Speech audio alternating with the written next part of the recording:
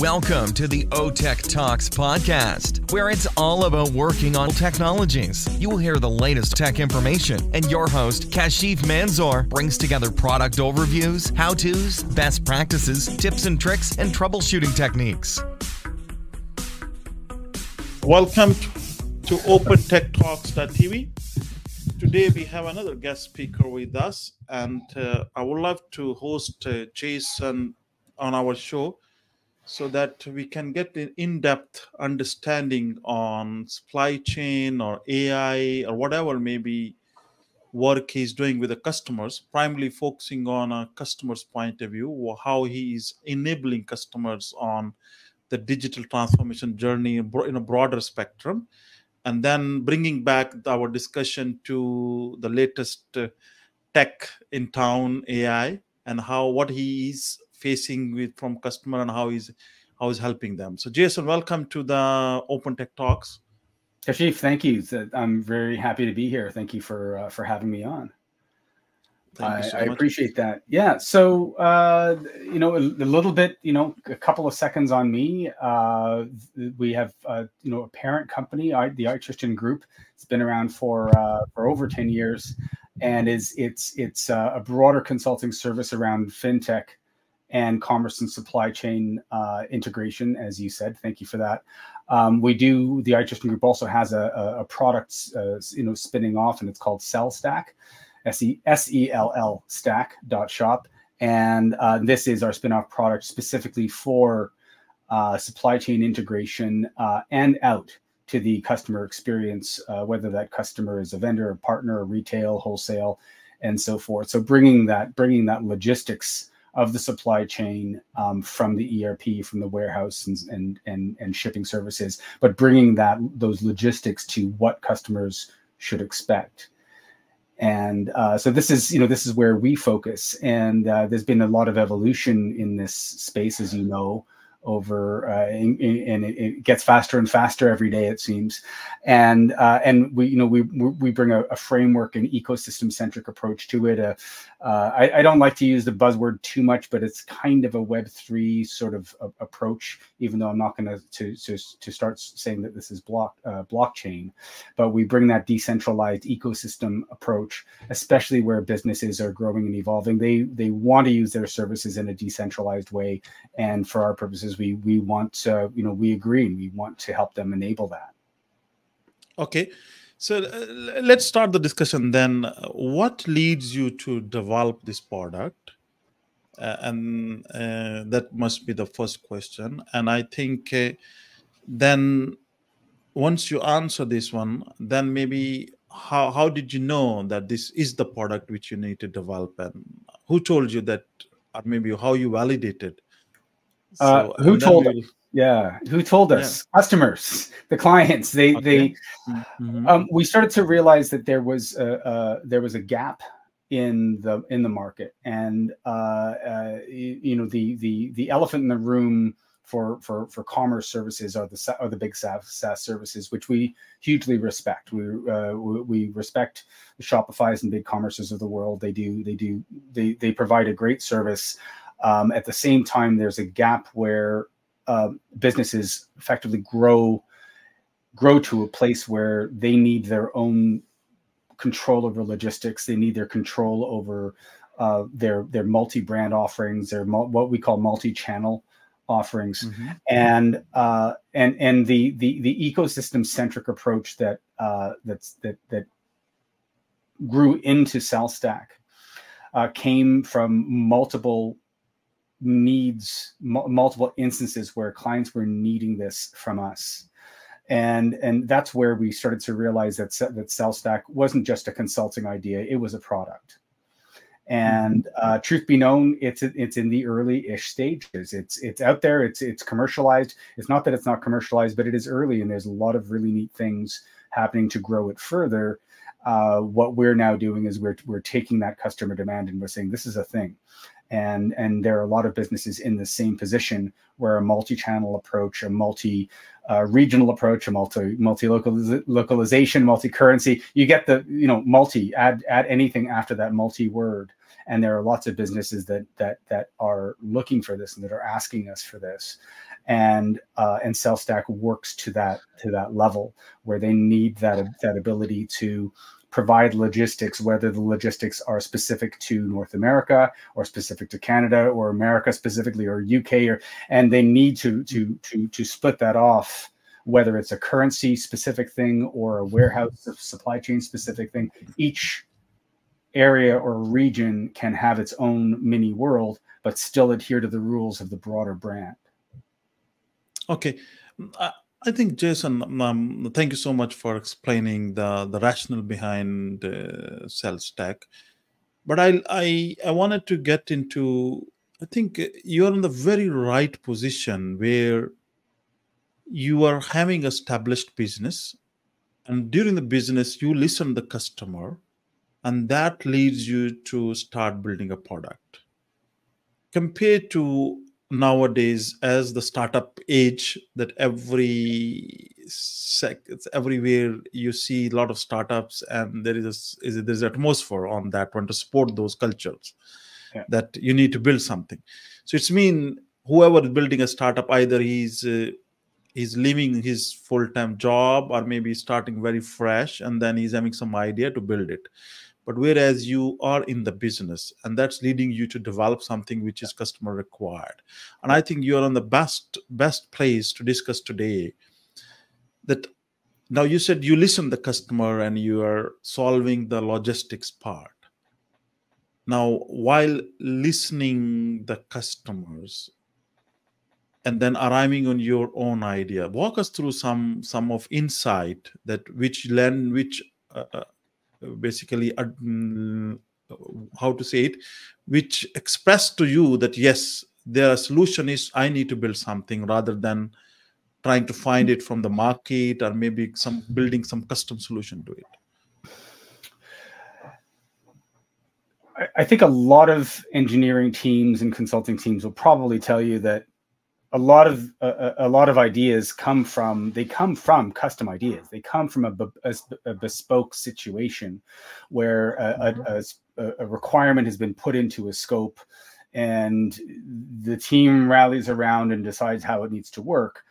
A lot of the time that goes nowhere. But your question, of course, is somewhere in there you look at this situation and you think, not all of us, we think this is a product, or this is a part of a product, and so the circumstance comes from scenarios, and a lot of teams, of course, we think in scenarios. And when we're faced with a scenario that a business has brought to us, that in the business analysis scope of things, we look at this, whether it's a supply chain logistical question or a data model question over how a product might be positioned and displayed and so forth, we realize that in fact this scenario probably can be abstracted in a way that it fits a lot of business models, and that's the proverbial aha moment, where we start to think this is not just a thing for this situation. This is a thing for a lot of situations. And sometimes it's a small thing. A lot of features evolve slowly and organically, simply because you have the time and the resources to put towards evolving something to a new and better iteration. And there are others that are a little bit more disruptive. And whether it's there's a new mini feature that evolved out of a recent project called Smart Products, and it allows for a deeper abstraction of products. And it's literally, quite frankly, it came from a competitive platform that was moving to us, and in doing so, we realized that the data model of how they were using it for their business, right? And the key thing is that the business need. It was not a technical need; it was a business need. Right. And we realized that, well, why are they doing this? Well, they're doing this, and we love them for it. They were doing this in the worst possible way, but they were doing it because the business needed it. And when we did the analysis and realized that, well, they're doing this because they had this requirement for this product to be abstracted in a certain way. I won't get into it because it will blow everyone's mind. But simply put, if we continue to mature the idea, Could we therefore turn this into a feature that could be standardized in a sense? And so the simple answer is that when we're faced with business scenarios that look like they fit a lot of business scenarios and can be made into a, evolutionary or even revolutionary and slightly disruptive product or feature, then we look further. How can we make this? How can we build this into something that is a lot more standardizable across the board? And then ultimately, it does come from the needs, the needs assessment from the business. We need it. We need to see it. We need to see it as a business, effectively a piece of a business model that is definitely going to exist either for that sector. And now we get into verticals or mini verticals. Is this just applicable to the home and apparel scenario? Is it applicable to electronic goods? Is it applicable to the manufacturing and construction sector? So each of these sectors are going to have different needs, even though they are common weight, deep down, they're very much the same. But when you get into how they need to display product and ship product and organize product and so forth, they get into specific niches. And that's where we try to figure it out. Do the scenarios apply across the board, partially across the board?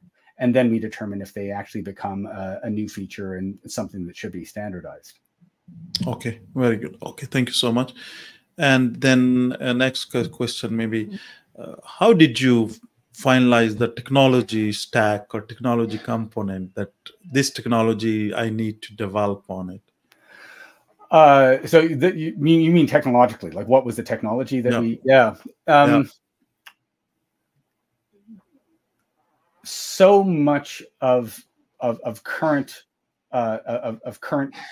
what we call new technology are really iterations on existing technologies or pieces of stacks that have been around, and we don't hide that. That's why it's called Cell Stack. And if you want to dive into the so-called Web3 movement, it's a version of that as well.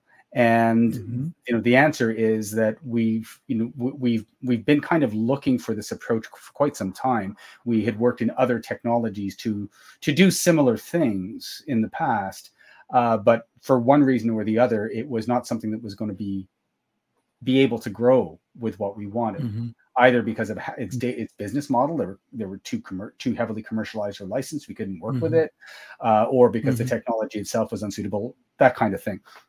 So the answer is that we finally got to a point where the suite of technologies that are part of the Cell Stack finally got to a place where we could see the growth opportunity in all the pieces in the stack, whether it was the commerce specific framework, whether it was the display visuals of the framework, whether it was the nature of being able to be headless if we wanted, whether it was running Java engines under the hood because of the heavy data heavy movement requirements. You get the idea. So one by one, we were able to piece together what could be a piece of the family. And once we could see that, then we could see the evolution. It was only a matter of being able to use it, rather than wondering if it was ever going to be there sometime down the road. All right. Okay. And how long it took you to come up maybe early or MVP? I mean, if you want to take the whole, the whole evolution, what I would think of as the unconscious evolution probably took in the neighborhood of 8 or 10 years.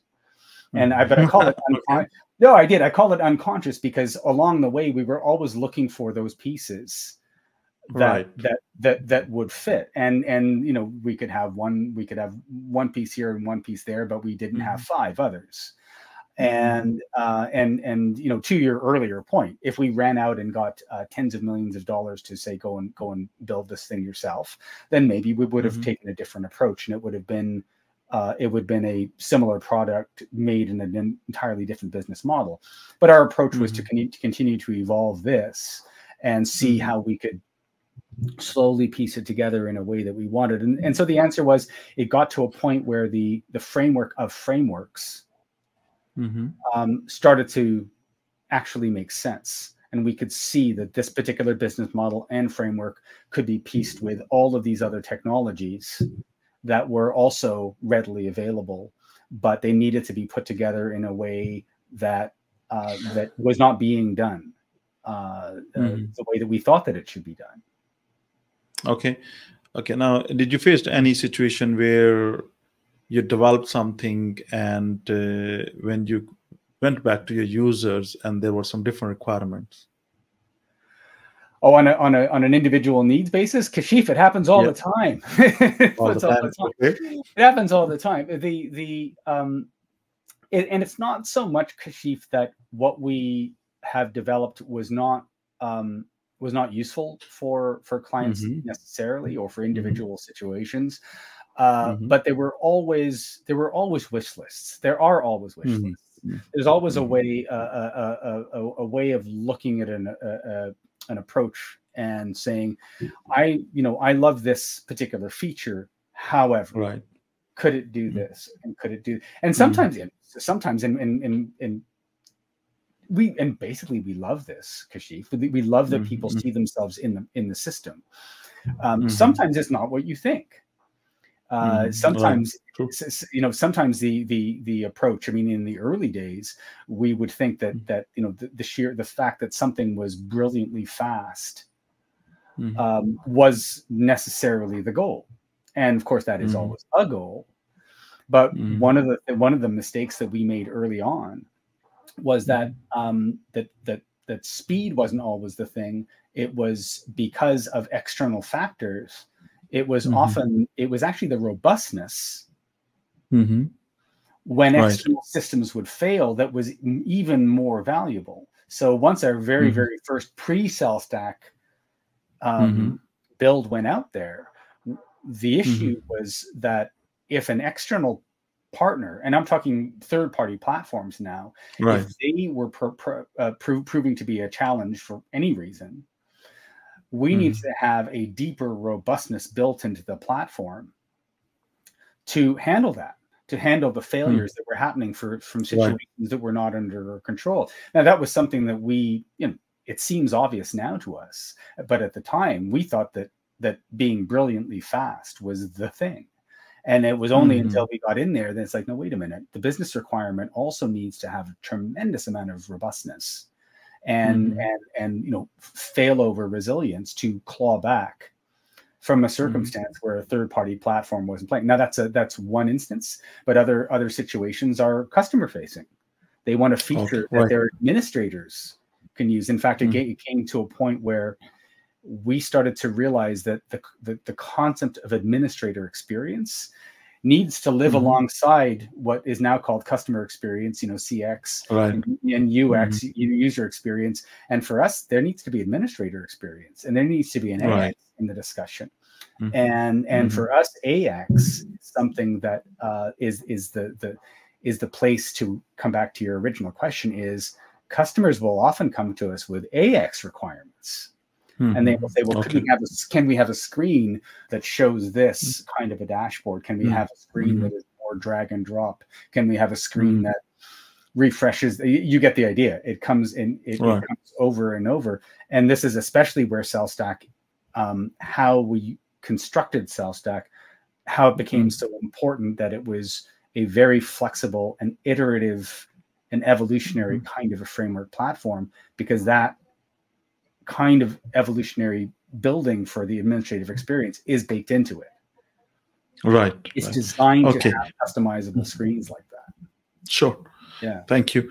And you also have the services business. So are you getting with the way industry or our business are going on AI? So what is your opinion or comments from the customer's point of view? Are they taking it up? Are they following you? Where they stand from a services business point of view? And then maybe you can also club it with your product. That are they asking you? There should be some AI in your product. So maybe you can link both. Yeah, the funny thing is that we get one question far more than the other. So the question that we get is you know, are you using AI? It's a very, very general, you know, how does AI play into this and this kind of thing? And it's almost like they don't know what they want to ask, but they want to ask that AI is, if it's involved or not, which is fine. True. But it's also funny. What we don't get is, are you using AI like this? And it's that prescriptive kind of question where, you know, using sort of, for example, you know, in commerce, you know, one use case is to leverage AI for customer feedback, for example. If you have reviews, and it's like, you know, could AI help with ensuring that customer reviews that may be particularly negative or particularly hurtful or particularly spammy and that kind of thing, you know, could they be assessed by an AI to immediately alert a reviewer, kind of thing? So that's you know, that's a simple example, but we don't get questions like that, and we don't get the questions, right? These are our questions, and it's like, well, should that be a question that businesses are asking? So it is interesting, you know, coming to your question, it's interesting that what we're getting asked is a very, very generic, high level question of how, whether we are using AI in various aspects of Sales Stack or other products, for example, as opposed to specific use cases. So, you know, other use cases in finance, for example, you know, could be around fraud, around spam registrations. But of course, in a lot of these situations, there are already technologies that are kind of already there to handle it to some degree, whether it's two-factor authentication and so forth. So I think the use cases in many cases are they're eluding businesses from asking specific questions, but there are definitely specific use cases that we're interested in, and it has a lot more to do with leveraging supply chain availability, and then using a kind of what used to be called predictive algorithms to look for what should we be promoting on the landing page, what should we be promoting in certain circumstances? So now that question, instead of saying predictive algorithms or anything like that, is now, you know, evolving to, well, should we be using AI to predict? And in that particular, you know, that particular case, it would be, you know, could AI leverage rather than simply quantity on hand availability, should it be using a customer review or customer search to promote this category instead of that category? And these are interesting topics. It really, I think, depends now on how the businesses are seeing themselves scale. And it's because once, you know, it's also a scale question, because if you get to a certain level of scale and you realize you can't keep on top of things, that's especially where you see AI being able to, well, potentially being able to help you get ahead of that by pushing certain products based on criteria that you may not be aware of. Okay. Are you in a situation where you feel that we are bound to bring some AI into the situation, either it in a services business or it's in a product business? Or you think no, as of now, we need to go maybe a problem-solving approach where if the AI is there to solve something or bring value, then I will use it? Or is it the hype is forcing us to do something? Yeah, I think that we're still in many areas. We're still in the small medium enterprise space. We're still getting through the hype, and but I want to be clear, it's not because I don't think AI is useful yet, because I think it is, but I think we're still in the hype phase which is why everyone is asking high level, are you using AI, rather than I want to use AI like this. And when we start to make that jump, and when we start to see genuine, immediate, like almost product ready use cases, is where the move is going to happen. And in fact, the scenario that I just painted a moment ago was, I think, an example of that. Is when there's a place, and maybe this is us in SellStack, where we are able to more concretely offer an AI customer facing predictor to show that this product should be shown more than that product based on an AI. At the moment, that's not a thing. It's an interesting idea that we look at. But at the moment, businesses frankly already have their models. They want to show based on different criteria, and they're not quite ready to say, look, I'm going to throw X amount of resources at this AI idea because what's it going to do to benefit me? And then we have business 101, cost benefit. Is there going to be a benefit that says if I show these 10 products more than those 10 products, that I'm literally going to make this much more profit? And at the moment, I think the answer is very mixed. And it's not because AI won't be useful. It's because the use case has not quite presented itself, but it will. It's just a matter of time. True. And I think also I'm also observing over if I compare last 6 to 8 months, or maybe 6 to 10 months, there is a progression in adoption from a understanding point of view. You rightly said that, where are you using AI, or are you using AI? Question started coming, and then now, okay, we have built maybe an AI team within the organization, or maybe a unit in AI to do some assessment, or maybe to find out some use cases. So it's based on the maturity of the organization. It's over every month, I think, progressing. The organizations are progressing. It is, and you touched on something very important.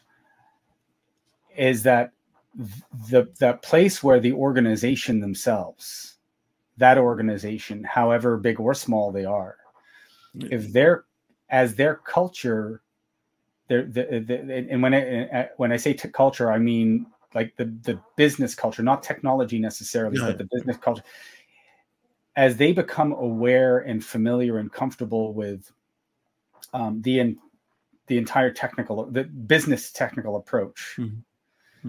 That needs to evolve to a certain level of maturity to be able to wrap their heads around what this might mean. And a lot of organizations in this space, they're not mature enough yet, and that's not a slag. And anyone who's watching, don't want them to come down on me. It takes a while to wrap their heads around a lot of these things. And remember, they're wrapping their heads around day-to-day operations and how even getting their supply chain logistics automation all pushed forward to their customer experience. They're still wrapping their heads around a lot of these things as their business continually pushes for better performance and productivity. So you're going to add AI to that. The question is often going to be, well, wait a minute, I need to get this concrete stuff out of the way, and our culture has not evolved to the point that we're ahead of that. So taking on AI for some of these teams is too soon to really get into. And I want to stress on the culture, because it's not a question of one person or just one CTO, feeling like they are, particularly well versed in the foundation of AI or any of the aspects of their technical business. It needs to be the entire business arm that is part of this to embrace it. And so often, we see businesses that are, very, very much in the middle of this evolution, where they're still not fully versed in how their existing businesses needs to move forward. So it's baby steps, as so often is the case. Okay, thank you. Any top use case on AI, if you guys have shortlisted or started maybe looking into some pattern, started developing, or not yet? I think what I can say is that it's early days, But it's early days. But a lot of, again, because of what we do is so ecosystem focused, what we are looking at is what are potential partner players in the broader ecosystem, where they're going. So we keep an eye on what they're doing, for the simple reason, Kashif, that if they are going in a specific direction that, first of all, looks useful, like something that we can work with, it looks like they're either already a release stage, an early release stage, right, or they're having a certain amount of success already. That becomes interesting because that looks like something that we can play into. And so there's that place where, are we running with something that is completely standalone at SalStack, or something that is leveraging an approach that is already out there? And that's where my product availability example came from. Is if we're able to leverage or work with something at the product manufacturing, warehousing, supply chain side of things, then maybe we are in a pseudo partnership situation where we're working with a partner who was already in this, who was already working there. And that kind of partnership, or that leveraging existing successes, is that's an important one for us, because it not only speeds up things, but it also gets us into a place with someone where it becomes even more exciting to be able to release something that is soup to nuts. It's their product all the way out through our product. Okay, right. So now, maybe before we conclude our session today, as being a Jason who also hires teammates, who also hires new talent in your organization, so what are the top maybe 1, 2, or 3 characteristics which you target in the candidates? And this will help someone to maybe looking into job change or career. What are the characteristics when you interview someone, you want to focus on? So the first one is always be learning. When we're looking at someone, and we're looking at our own team, and we're looking at improving our own team, we're looking at the fact that learning is inevitable and learning is constant. That includes me, that includes our designer, who is not an AI person, that includes everybody. Now, that doesn't mean that the learning is going to be the same. It means that the learning is going to be constant, whatever they're doing. And that mentality, that baked into their DNA kind of thought process, is it's something that we look for as a key part of someone's motivations, their internal motivations. The second one is a smart,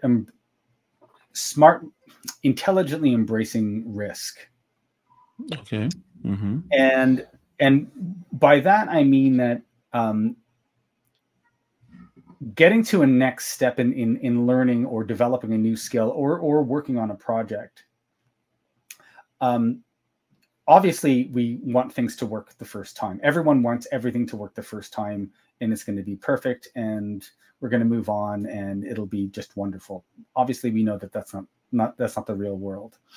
So being able to comfortably take a risk, but also intelligently take a risk, is that kind of sort of calculated method of trial, like trial theory, trial execution, and methodically going through the process of determining whether your approach is a good one. So, the other part of it, this is the second part, is also not being afraid of risk. And there's a bunch of buzzwords. I won't even get into it, but fail early, fail tactically, and then learn from that to move forward. And fail, that the word failure has been turned into a bit of a 4-letter word. And I think that's a shame, because used correctly, failure is an extremely powerful tool. But obviously the failure has to be small and measured. So the key thing in learning and in embracing that risk is to figure out how to test and fail quickly, and learn from that moving forward, and learn from it in a positive way. That kind of failure is an extremely positive experience. And that's the second thing that we look for, is someone that is comfortable with that kind of evolutionary progress. And then the third one is something I talked about earlier, which is learning and embracing a business technical culture of not just us at iTristan, but in embracing and understanding the culture also of the businesses that we work with, either as partners or vendors or clients. Because that level of culture, it's so often the thing that that eludes how to enroll success in everyone. And that can mean, and I'm sure, Kashif, you've seen this, where if you're interacting with someone who may not be understanding what you're trying to get across, you have to develop that communication style and that communication model where they are they can come along for the ride.